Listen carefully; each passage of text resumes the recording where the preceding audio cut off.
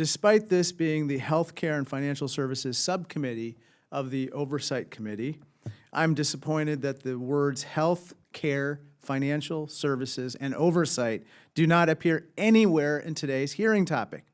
Rather than conducting real oversight into the damage being done to our nation's healthcare systems, this subcommittee is once again failing to meet the moment. I can understand the majority's desire to change the subject. If I had to defend the big, beautiful bill, or what I call the large, lousy law, I'd be looking for a distraction as well. It's easier to deflect than to face the truth. This large, lousy law is cutting at least $625 billion from Medicaid, leaving millions without access to health care. It's taking food from children through cuts to SNAP. It's forcing thousands of veterans out of their homes by slashing affordable housing assistance. And not to mention, this bill adds so much to the nation's debt that CBO, the Congressional Budget Office, says the bill may trigger $500 billion in automatic cuts to Medicare, in addition to the cuts that are happening to Medicaid.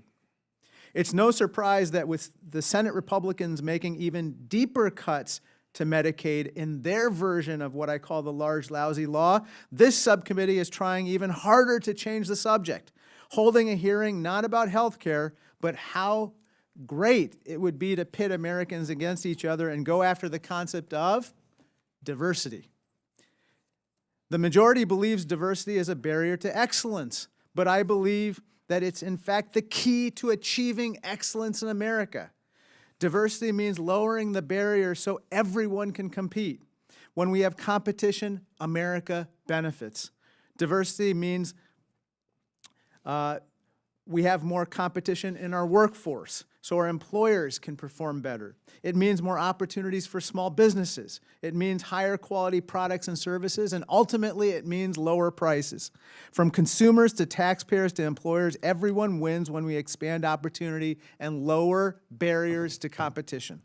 This isn't theory, it's proven. Studies from across the political spectrum back it up.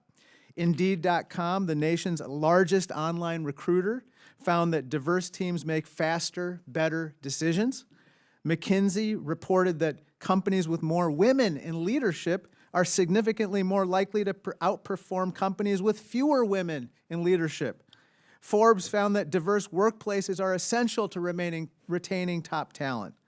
Diversity means not giving someone an unfair head start and making sure ultimately that the race is not rigged. When I first ran for office in Illinois, I said my name is Raja Krishnamoorthi and instead was called Roger Christian Murphy. A t-shirt with that name now hangs in my office. Yes, it's funny, but it's also a pointed reminder that the whole point of diversity is that Raja Krishnamoorthi doesn't have to be Roger Christian Murphy in order to get ahead. Real competition and true opportunity drive economic success. That's why it's no accident that Illinois is one of just 13 states that sends more tax dollars to Washington than it receives in services. Illinois does this by fostering diverse talent, and it invests in having the broadest opportunities for everyone.